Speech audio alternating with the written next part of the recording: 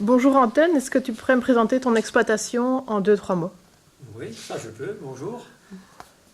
Notre exploitation se situe en Normandie, en France, et la ferme fait 155 hectares aujourd'hui, avec environ 820 000 kilos de lait produit vendus par an, avec des primes Holstein. Et dedans, dans les 155 hectares, on va produire 820 000 litres de lait vendus. Et nous avons travaillé dessus avec 95 VL et Tadis chénise. Là, nous travaillons, ma femme et moi, en chef d'entreprise, 2 personnes, plus un salarié et un demi. Ça, c'est notre fils, Roger, qui travaille moitié chez nous et moitié à la méthanisation de sa sœur, l'entreprise. C'est une entreprise qui vend les méthanisateurs en France. Voilà. Et en plus, c'est ce que tu viens de dire, nous avons un 250 kW méta chez nous. Ok. Le recours à la biométhanisation court-circuite la valorisation des effluents d'élevage par les terres agricoles. Pour toi, quelles sont les autres actions qui peuvent être mises en place pour garder un sol vivant, un sol en bonne santé? C'est une très bonne question. Pour finalement, justement, ce fameux digesta, ça incorpore très très bien dans notre philosophie de rotation et surtout pour un sol vivant. Il nous manque toujours l'azote, et si l'azote vient de la propre organique de notre ferme, après nous peut toujours accuser d'avoir pas beaucoup de carbone dedans, c'est normal, mais dans la façon que nous travaillons, c'est 5 à 15 tonnes ou 20 tonnes carbone qui nous laisse au sol tous les ans sur un hectare, et là, c'est justement ça ce qu'il faut. Hein? Pour... Ok. Alors, quel est l'avantage pour toi de ne récolter que l'épi du maïs pour l'alimentation animale? C'est la suite. Une partie pour l'élevage, la logique comment il faut nourrir les vaches, et l'autre côté, la logique pour le sol, comme tu viens de dire.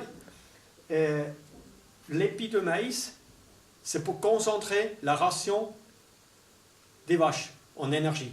Et je peux enlever ce fameux canne de maïs qui embête la vache, qui est contre la santé de la vache.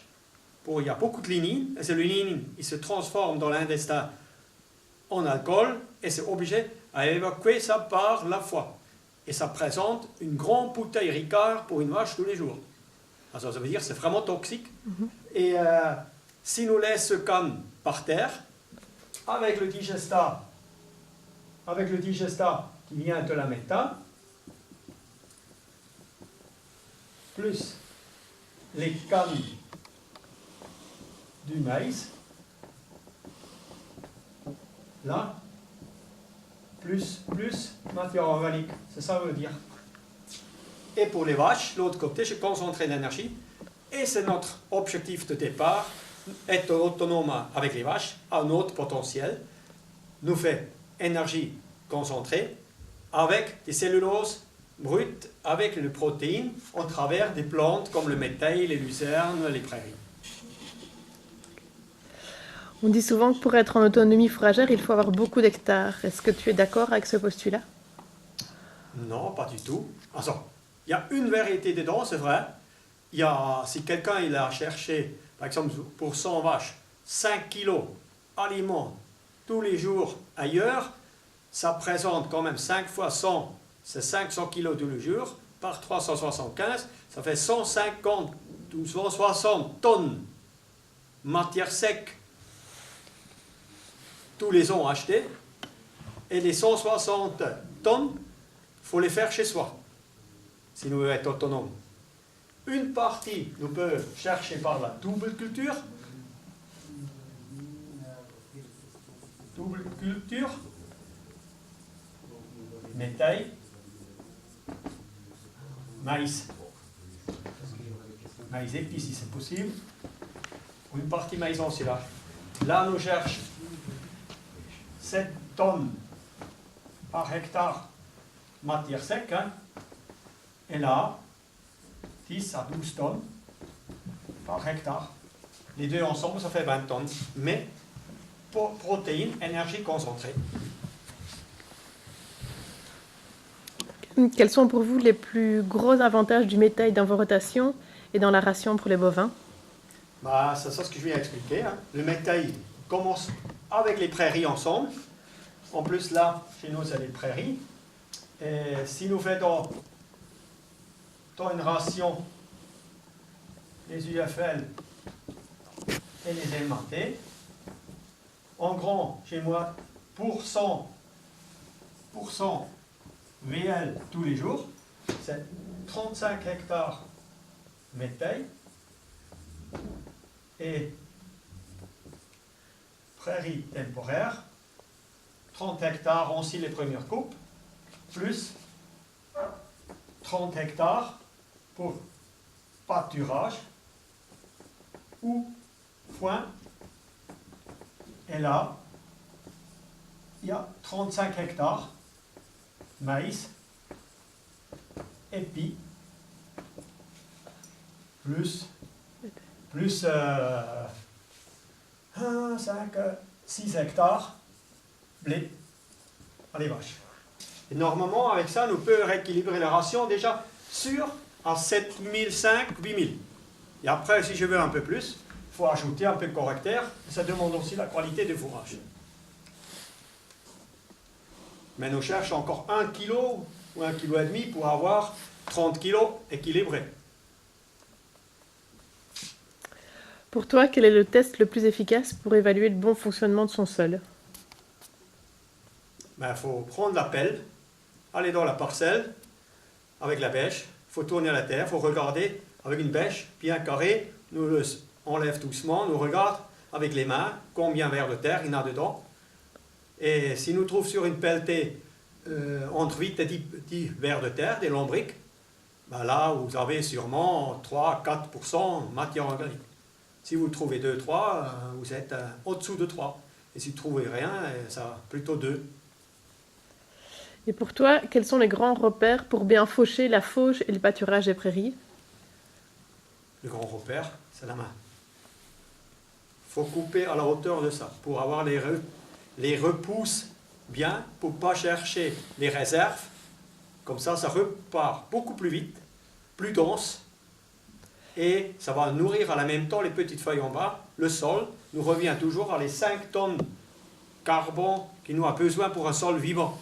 C'est ça environ. Si nous coupons 4 fois ou nous pâturons, quelquefois, les résidus qui restent par terre, c'est les 5 tonnes minimum de matière organique pour nourrir les vers de terre, en gros. Et donc visuellement, la plante est à quel stade?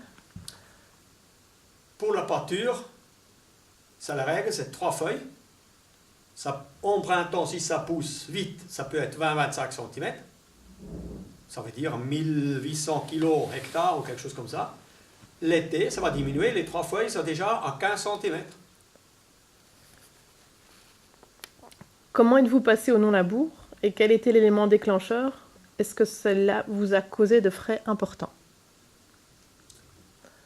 Il faut parler de ce qui est devant nous pour le futur, pour quelqu'un d'autre qui commence. Pour nous, nous avons commencé avec rien, sans savoir-faire, et nous avons réfléchi combien de personnes pouvaient nous conseiller par des machines. On a échangé une machine par une autre. Mais c'est le grand erreur. Il faut d'abord comprendre qu'est-ce qui est le sol besoin pour être vivant, pour se nourrir tous les jours. Et à ce moment, nous tombons dessus qu'on n'a pas besoin de changer les machines, peut-être, c'est plutôt les plantes, les racines finalement, les racines qui remplacent le travail de sol. Ah. Donc pour toi, c'est plutôt au niveau de la rotation qu'il faut travailler? Ah, c'est sûr, les rotations et les plantes. Par contre, je peux vous dire, vous pouvez faire tous les jours et tous les ans la même rotation, et ça vient une rotation. Ça veut dire, vous faites des métailles, et là vous avez 3 familles différentes dedans, des oligos, des protéagineux, des légumineuses, des graminées. Vous venez avec un maïs, là vous êtes 7 mois dans terre, et là vous êtes 4 mois et demi dans terre. vous avez les 12 mois, et vous avez 4 cultures. Et vous revenez tous les ans, c'est là où vous arrivez à créer le plus vite les fameuses, les fameuses 7 et 10 tonnes pour avoir une matière organique qui correspond pour... c'est quelque chose qui va nourrir le sol pour monter la matière organique au plus vite. C'est la meilleure rotation.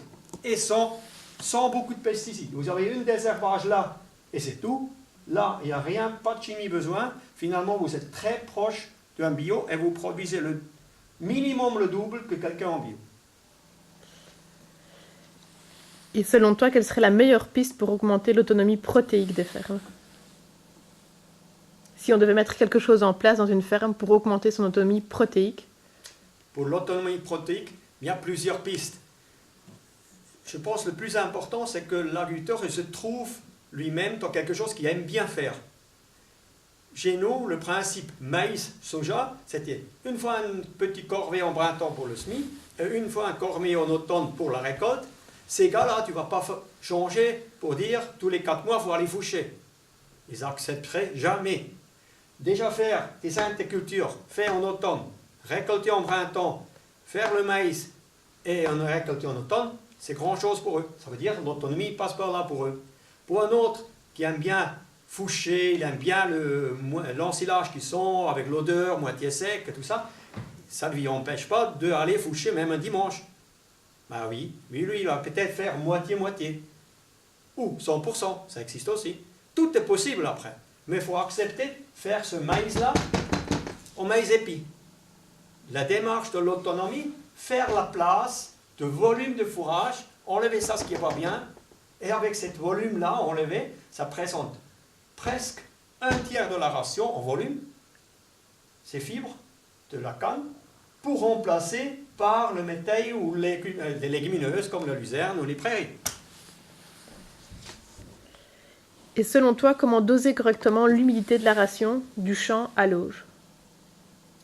Ben, ça passe par les prairies, luzerne, tout ça par préfanage. Vous êtes des connaisseurs ici dans le coin, pas de souci. Mettez des conservateurs toujours avec. Et les métails, qui sont un peu plus humides, c'est vrai que le prairie, préfané, on ne peut pas les faner. C'est trop de volumineuse, trop lourd. Par contre, le maïs, comme il est en maïs épi, il a entre 55 et 60% matière sec. Finalement, on arrive à une ration plus sec. Pour une ration, devrait être à 45-50%. C'est l'idéal pour la vache, elle mange le plus de volume possible. Et là, on arrive à 24-25 kg ingérés. Aujourd'hui, chez nous, en moyenne, ça mange 24 kg, 24,5 kg, et j'ai environ 40-45% génisse tout de suite. Il y a des vaches qui donnent 45 kg de lait, ça veut dire pour 45 kg, elles mangent 30 kg. C'est logique, et c'est possible. Ok, je te remercie. Puis, pas de problème, merci.